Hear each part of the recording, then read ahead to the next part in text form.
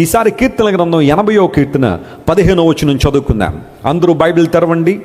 నీ కుడి చెయ్యి నాటిన మొక్కను కాయము. Psalm 80 and verse 15 బ్రదర్ చదువుతున్నారు. నీ కుడి చెయ్యి నాటిన మొక్క కాయము, మొక్కను కాయుము. నీ కొరకు నీవు ఏర్పరచుకున్న కొమ్మను, నీ కొరకు నీవు ఏర్పరచుకొనిన కొమ్మను కాయము. కాయుము. స్తోత్రం చెప్పండి. హల్లెలూయా. ఇక్కడ చక్కని ప్రార్థన మనం చూస్తున్నాము. ఆసాపు అనే దైవజనుడు రాసిన కీర్తన 80వ కీర్తన. కీర్తన గ్రంథాన్ని ఒక్కరే రాయలేదు. చాలామంది తెలియక కీర్తన గ్రంథం అంతా దావీదు కీర్తనలు అంటారు. దాన్ని దావీదు కీర్తన గ్రంథం అంటారు చాలామంది. ఆఫ్ కోర్స్ మెజారిటీ ఎవరు రాశారు? దావీదు గారే రాశారు. అలా అని చెప్పి ప్రతి కీర్తన మనం దావీదు గారికి ఆపాదించడానికి లేదు. కీర్తనలు అని ఆ గ్రంథాన్ని మనం పిలుస్తాం. ఆ తర్వాత కీర్తనలో అధ్యాయాలను కూడా అనకూడదు. కీర్తనే పాటది, అధ్యాయం అనకూడదు. కొంతమంది తెలియక కీర్తనల గ్రంథము 80వ అధ్యాయం అంటారు. అధ్యాయము అనడం కన్నా 80వ కీర్తన అనడం చాలా ప్రాముఖ్యమైన అంశం. That's the right way to address psalms. కీర్తన గ్రంథాన్ని మనం జాగ్రత్తగా పరిశీలన చేస్తే చాలా అమూల్యమైన అంశాలు దానిలో ఉన్నాయి. మెజారిటీ సామ్స్ అన్ని కూడా దావీదు గారు రాశారు. ఆ తర్వాత ఇంకెవరు రాశారు చెప్పండి? కీర్తనలు ఎవరెవరు రాశారు? ఆసాబు గారు రాశారు. ఆ తర్వాత కోరహు కుమారులు రాశారు. ఆ తర్వాత మోషే గారు రాశారు. సొలొమోన్ రాశాడు. ఏతాను రాశాడు. హేమాను గారు రాశారు. ఈ కీర్తనలన్నీ మనం చదువుతుంటే అనేక ఆధ్యాత్మిక సంపద కీర్తనలో మనం చూస్తున్నాం. వాటి రాగాలు కూడా ఉన్నాయి. బైబిల్లో కొన్ని కీర్తనలు మీరు ఆ పైన ఇంట్రడక్షన్లో అవి ఏ రాగాల్లో రాయబడినాయో కూడా రాయబడ్డాయి. ఎప్పుడైనా అవకాశం ఉంటే ఆ రాగాలు ఏంటి, వాటిని ఎలా పాడుతూ ఉంటారు, ఆ రాగం ఆ పర్టికులర్ టైంలో ఎందుకు పాడాలి, అలాంటివి ఎప్పుడైనా ధ్యానం చేద్దాం. నేను ఆ రాగాల మీద కూడా కొంచెం కీర్తనల గ్రంథం ఏ రాగాల మీద రాయబడి దాని మీద కూడా రీసెర్చ్ చేశాను. ఎప్పుడైనా అవకాశం ఉంటే ఆ విషయాలు చెప్తాను. ఇక్కడ 80వ కీర్తనలో ఆసాపు ప్రార్థన చేస్తున్నాడు. ప్రభువా, ద్రాక్షావల్లిని దృష్టించుము అని చక్కని ప్రార్థన చేస్తూ, నీ కుడి చేయి నాటిన మొక్కను నీవేం చేయ ప్రభువా? కాయుము. ప్రొటెక్షన్. ప్రభువా, ఆ మొక్కను నువ్వే కాపాడాలి ప్రభువా, నీవు నాటిన మొక్కను నువ్వు కాపాడు అని ఓ చక్కని ప్రార్థన చేస్తున్నాడు. రెండో అంశం దగ్గరికి వస్తున్నాను. కొమ్మ మనకు నేర్పించే రెండో పాఠం ఏంటంటే, మనల్ని కాపాడే దేవుడు కునుకడు, నిద్రపోడు. హల్లెలూయా. ఆయన మనల్ని కాపాడుతున్న దేవుడని, మనల్ని నడిపించే దేవుడని, ప్రతి విధమైన ఉగ్రత నుండి, దుష్టత్వం నుండి, ప్రతి విధమైన అపాయము నుండి దేవుడు మనల్ని కాపాడుతున్నాడని బైబిల్ స్పష్టంగా తెలియచేస్తుంది. 2020వ సంవత్సరంలో పాండమిక్ వచ్చినప్పుడు అనేక మంది ప్రాణాలు కోల్పోయారు. అయితే నేటికి మనం సజీవులుగా ఉన్నామంటే అది ఎవరి కృప? అది దేవుని కృప మాత్రమే. చాలాసార్లు అనుకుంటాం, కొంతమందికి బహుశా వైద్య సహాయం తెలియక, వైద్యం ఎలా ఉపయోగించాలో తెలియక చనిపోయారని అనుకుంటాం. కానీ పాండమిక్ సమయంలో సుమారుగా మన భారతదేశంలో 1500 మంది డాక్టర్లు తమ ప్రాణాలు కోల్పోయారని నివేదికల్లో నేను చదివాను. 1500 మంది డాక్టర్లు, అందరూ పీజీలు చదివిన వాళ్ళే, పోస్ట్ గ్రాడ్యుయేషన్ చేసిన వాళ్ళే, ఉత్తమమైన స్థానంలో ఉన్న డాక్టర్లు పేషెంట్లకి సహాయం చేసే ఆ ప్రక్రియలో వారు కూడా వైరస్ని తీసుకుని ఆ లోడ్ ఎక్కువ ఉండడం ద్వారా 1500 మంది డాక్టర్లు మన దేశంలో చనిపోయారు పాండమిక్ సమయంలో. కానీ దేవుడు మనల్ని సజీవులుగా ఉంచారు అంటే, ఆయన కృపను ప్రచురపరిచే కృప మనకి ఇచ్చారు అంటే మనం ఎంతగా దేవుని స్తుతించాలి. మనల్ని కాపాడాడు, ఆయన భద్రపరిచాడు, కృతజ్ఞత కలిగి ఉండాలి. నీవు నాటిన మొక్కను నువ్వు కాయం ప్రభువా, నువ్వు కాపాడు ప్రభువా అని ప్రార్థన చేశాడు. ఇశ్రాయేలును కాపాడు, వాడు కునుకడు, నిద్రపోడు అని ఓ చక్కని మాట 121వ కీర్తనలో మనం చూస్తుంటాం. చాలాసార్లు మన జీవితాల్లో మనకు తెలియకుండానే చాలా ఉపద్రవాల నుండి, చాలా కష్ట పరిస్థితుల నుండి దేవుడు మనల్ని ఏం చేస్తున్నాడు చెప్పండి? కాపాడుతున్నాడు. ఐ స్టిల్ రిమెంబర్ 2013వ సంవత్సరంలో నేను ఇజ్రాయెల్ దేశం వెళ్ళాను. ఇజ్రాయెల్ దేశంలో 10 రోజులు పరిచర్య చేసి వచ్చిన తర్వాత ఉదయకాలం హైదరాబాద్లో ల్యాండ్ అయ్యాను. అప్పుడు బ్లెస్సీ గారు ధన్యాన్ని పెట్టుకుని, ధన్య చిన్న బిడ్డ హైదరాబాద్లో ఉన్నారు, వాళ్ళ అమ్మగారి ఇంటి దగ్గర ఉన్నారు. ముషీరాబాద్లో వారు ఉండేవారు. నేను ఎయిర్పోర్ట్లో దిగి మార్నింగ్ 4 o'clock ఫ్లైట్ దిగి తిన్నగా ఇంటికి వచ్చి బ్లెస్సీ గారిని మరియు నా కూతుర్ని చూసుకుని మళ్ళీ మధ్యాహ్నం 12 గంటలకి బళ్ళారి అనే ప్రాంతానికి వాహనంలో బయలుదేరాం. బళ్ళారి అనే ప్రాంతానికి వాకింగ్ చెప్పడానికి. హైదరాబాద్ దాటేసాము. భోజనం చేశానేమో మధ్యాహ్నం, కొంచెం రాత్రంతా జర్నీలో ఉన్నానేమో, కొంచెం నిద్ర వస్తూ ఉంది. ముందు సీట్లో బెల్ట్ పెట్టుకొని కూర్చుని ఉన్నా. ఈ లోపల హైదరాబాద్ దాటేసిన తర్వాత మా వెహికల్ యూజువల్గా హైవే మీద తక్కువ లేదంటే ఒక 110, 120, 130 కిలోమీటర్ స్పీడ్లో వెళ్ళిపోతూ ఉంటాం కదా, ఆ హైవే క్లియర్గా ఉన్నంతసేపు. సరే, దూరం నుండి మన బ్రదర్, డ్రైవ్ చేస్తున్న బ్రదర్ చూస్తూనే ఉన్నాడు, రోడ్డు అంతా క్లియర్గానే ఉంది. కానీ ఒక వాహనం ఒక డివైడర్ దగ్గర రోడ్డు క్రాస్ చేయడానికి ఆగుంది. సరే, ఈయన ఏమనుకున్నాడంటే ఆ వాహనం ఆగే ఉంది కదా, మేము వెళ్ళిపోయేదాకా ఆగుతాడు కదా అనుకున్నాం. ఈ లోపల జరిగింది ఏంటంటే, స్పీడ్లో వెళ్తూ ఉండగా మరి మమ్మల్ని చూసి వచ్చాడో తెలీదు, చూడకుండా వచ్చాడో తెలీదు, మా వాహనం దగ్గర రాగానే రోడ్డు క్రాస్ చేయడం మొదలుపెట్టాడు. చేసేది లేక ఇంక వెంటనే వాహనాన్ని ప్రక్కకి తప్పించాల్సిన పరిస్థితి వచ్చింది. ఒక ఎత్తు ప్రాంతం నుండి క్రింద ప్రాంతానికి మా వాహనం దిగిపోయిన పరిస్థితి. నేను అప్పుడే అలా కళ్ళు మూసుకుని నిద్రపోతున్న సమయంలో టక్ టక్ టక్ టక్ మన శబ్దం వస్తుంది. వాహనం ఏదో అయిపోయిందని చెప్పి ఇలా చూసేసరికి మా వాహనం రోడ్డు క్రింద ఉంది. ఏంటి అంటే ఒక వాహనం మమ్మల్ని డివైడర్ని దాటి వెళ్ళిపోతా ఉంది. సరే, వీళ్ళ కారు ఇలా పక్కన వెళ్ళిపోయింది కదా అని చూశాడు, అయినా ఆపలేదు, వెళ్ళిపోతాను ఉన్నాడు అలాగా.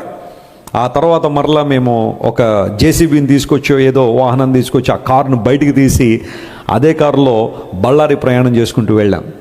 ఇలాంటి 1 కాదు 2 కాదు, ఆ సందర్భాల్లో దేవుడు మమ్మల్ని కాపాడిన విధానం. నేను పరిచర్యలోకి వచ్చిన తర్వాత 2003 సంవత్సరం నుంచి, వాస్తవానికి 2001లో సంపూర్ణంగా దేవుని సేవ సమర్పించుకున్నాను, కానీ 2003 నుంచి ఆయా ప్రాంతాలు తిరుగుతున్నప్పుడు రకరకాల వాహనాల్లో కొన్ని లక్షల కిలోమీటర్లే.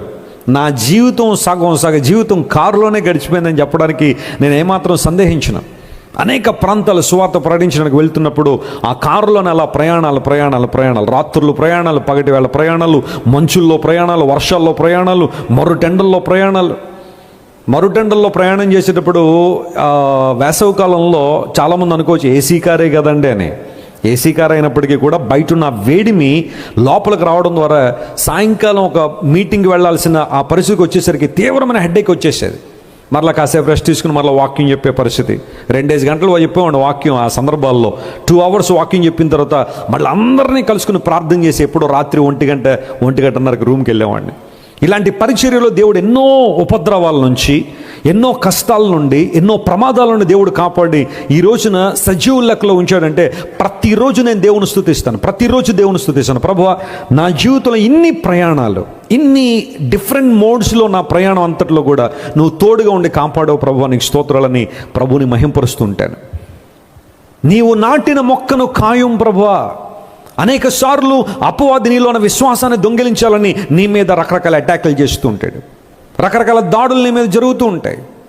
నీ విశ్వాసాన్ని బలహీనపరచాలని, నీ భక్తి జీవితాన్ని నిర్వీర్యం చేయాలని, నీ యొక్క పరిశుద్ధతను పాడు చేయాలని, దేవునితో నీకున్న సంబంధం, సహవాసాన్ని తొలగించాలని అపవాది నిరంతరాయంగా నీ మీద ఏం చేస్తుంటాడో, దాడి చేస్తూనే ఉంటాడు. కానీ దేవుని వాక్యం సెలవిస్తూ ఉంది, దేవుడు మన చుట్టూ ఆయన అగ్ని ప్రాకారముగా ఉండి మనల్ని ఏం చేస్తున్నాడు, ఆయన కాపాడుతున్నాడు. నమ్మిన వారు స్తోత్రం చెబుదాం. హల్లెలూయా. God is protecting us. దేవుడు మనల్ని కాపాడుతూ నడిపిస్తున్న దేవుడు ఆయన. సిరియా రాజు ఇశ్రాయేల్ దేశం మీదకి యుద్ధానికి వస్తున్న రోజులు అవి.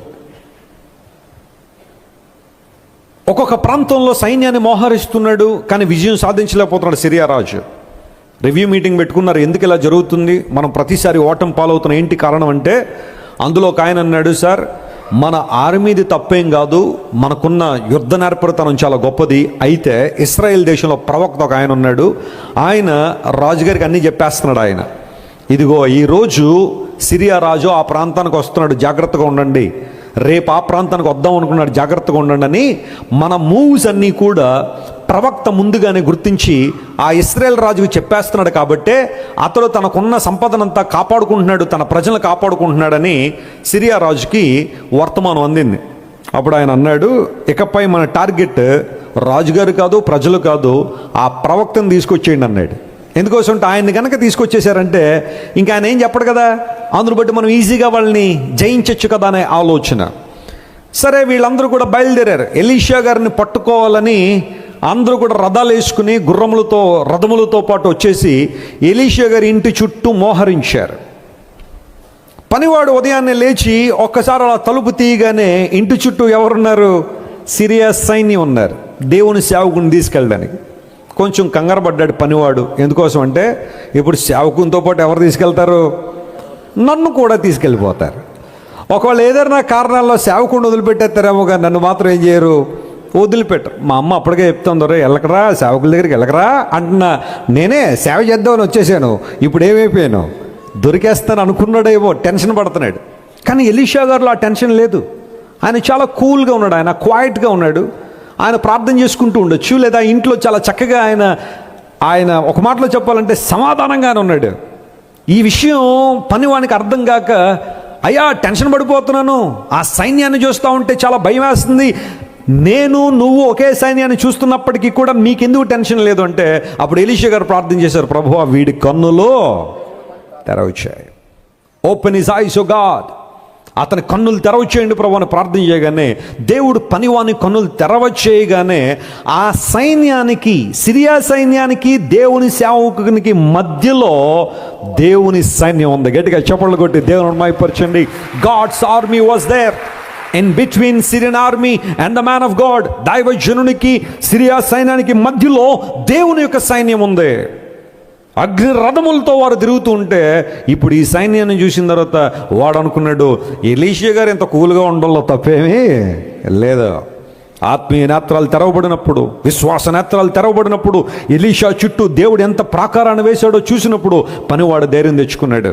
దేవుని బిడ్డలారా, కొన్నిసార్లు సమస్యలు నిన్ను కృంగదీయాలని, నీ భక్తి జీవితంలో నేను బలహీనపరచాలని, బాగుగా పరిగెడుతున్న నిన్ను వెనకకు లాగాలని, విశ్వాసంలో స్థిరపడుతూ రోజు రోజుగా అభివృద్ధి పొందుతున్న నిన్ను విశ్వాసంలో బలహీనుడు చేయాలని అపవాది ఎన్నో కుతంత్రాలు, తంత్రాలు, శోధనలు, శ్రమలు, ఉప్పెనలు, ప్రళయములు నీ జీవితంలో తీసుకొస్తున్నప్పుడు దేవుని వాక్యం సెలవిస్తూ ఉంది, దేవుడు మన చుట్టూ ఎలా ఉన్నాడట, ఆయన అగ్ని ప్రాకారంగా ఉన్నాడు.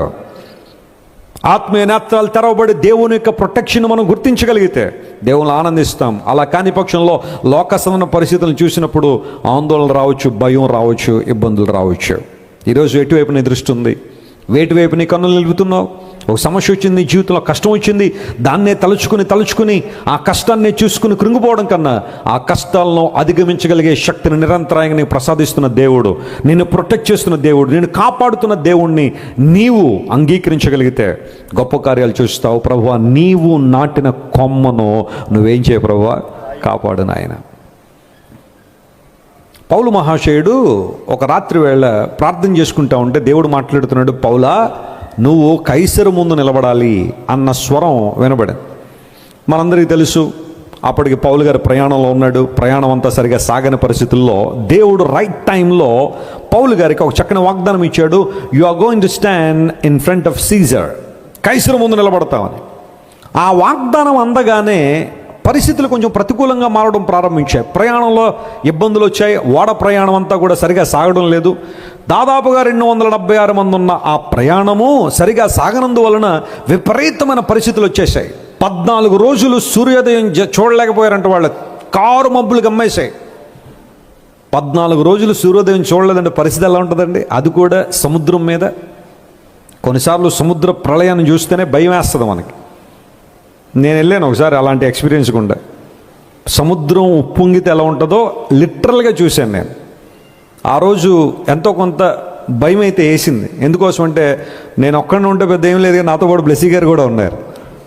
అప్పుడే పెళ్ళి నెల కూడా అవ్వలేదు మాకు. ఎక్కడికి తీసుకెళ్ళలేదు బ్లెస్సీ గారు. నేను పెళ్ళి అవ్వగానే యూజువల్గా హనీమూన్ వెళ్తూ ఉంటారు కదా. కొంతమంది హనీమూన్ అంటే అమెరికా పక్కన ఉందనుకుంటారు. హనీమూన్ అంటే కోల్మూరు వెళ్ళినా కొంతమూరు వెళ్ళినా హనీమూనే పెళ్ళైన తర్వాత. కానీ బ్లెస్సీ గారిని నేను ఎక్కడికి తీసుకెళ్ళకపోయాను. మీటింగ్లు వెళ్ళిన తర్వాత 4 రోజుల తర్వాత టైం దొరికి అండమాన్ వెళ్దాం అన్నాను. ఓకేనండి మీరు ఎక్కడికంటే అక్కడికి. మరి అండమాన్ ఒకటే అనుకోవద్దు నువ్వు, ఆ తర్వాత ఇంకా చాలా ప్రాంతాలు తీసుకెళ్తానన్నాను. ముందు అండమాన్ తీసుకెళ్ళండి అంది. సరే ఇద్దరు అండమాన్ వెళ్ళాము. అక్కడ నుంచి హ్యావ్లాక్ అనే ఒక దీవికి వెళ్తూ ఉండగా మా షిప్పు లేకపోతే మా ఫెర్రీ కొంచెం దూరంలోకి వచ్చిన తుఫాన్లో చిక్కుకుపోయింది. అసలు సముద్రంలో తుఫాన్ అంటే ఏంటో ఆ రోజు ఎక్స్పీరియన్స్ చేశాను నేను. బ్లెస్సీ గారు పక్కన ఉన్నారు. ఒకసారి ఇలా చూశారు, ఎక్కడికో తీసుకెళ్తానన్నారు. డైరెక్ట్గా ప్లాన్ చేశారా మీరు అనుకుందో ఏంటో. నన్ను చాలా అనుమానంగా చూశారు ఆమె. నేను నువ్వు కంగారు పడక నన్ను ఆగు అని చెప్పి ఆ క్యాప్టెన్ ఆ క్రూ అందరూ తింటే ఒకరిని పిలిచాను. ఇలా బాబు పర్లేదా అన్నాను. వాడు పర్లేదండి అంటాడు అనుకుంటే ఆడన్నాడు ప్రయత్నం చేస్తున్నాం కదా మౌనంగా ఉండన్నాడు. ఇంకా అయిపోయింది. ఇంకా ప్రయత్నం చేస్తున్నామని ఆ క్రూయే అంటున్నారంటే ఇంక మన పని అయిపోయింది అనుకున్నాను. కానీ దేవుని బట్టి క్షేమంగా అక్కడికి వెళ్ళామని కూడా తర్వాత సంగతి. సముద్రం ఉప్పొంగినప్పుడు పరిస్థితులు ఎలా ఉంటుందో నాకు తెలుసు. ఒక గంటన్నర ఆ తుఫాన్లో చిక్కుకున్నప్పుడే రకరకాల ఆలోచనలు అప్పుడు అనిపించింది, అలాంటి సిచ్యువేషన్లు ఎవరైనా మారు మనసు లేని వాళ్ళని పెడితే 2 నిమిషాల పాపాలన్నీ ఒప్పేసుకుంటారు. సంవత్సరంలో ఆ తుఫాన్లు ఎప్పుడు వస్తాయో చూసుకుని క్రైస్ట్ వర్షిప్ సెంటర్లో ఎవరైతే మార్పు జనులు వాళ్ళందరినీ ఫెర్రీ ఎక్కిచ్చేస్తే దిగే లోపల అందరూ నూతన సృష్టి. ఎందుకోసమంటే ఆ ప్రళయం అలాంటిది, ఆ భయం అలాంటిది. మరణం ముందుకు రాగానే ఇంకా పాపాలు ఒప్పుకోవాల్సిందే, ఎవరైనా నూతన సృష్టిగా మారాల్సిందే. 14 రోజులు a severe storm. పౌలు మహాశయుడు ఒకడు ఉండిపోయాడు. మిగతా వాళ్ళందరూ కంగారు పడుతున్న ఆ సమయంలో వారందరినీ ధైర్యపరిచాడు. నా దేవుడు నాతో చెప్పాడు, ఆయన వాగ్దానం ఇచ్చాడు, నేను కైసరు ముందు నిలబడతానని. ఖచ్చితంగా దేవుడు మళ్ళీ ఎక్కడ తీసుకెళ్తాడు.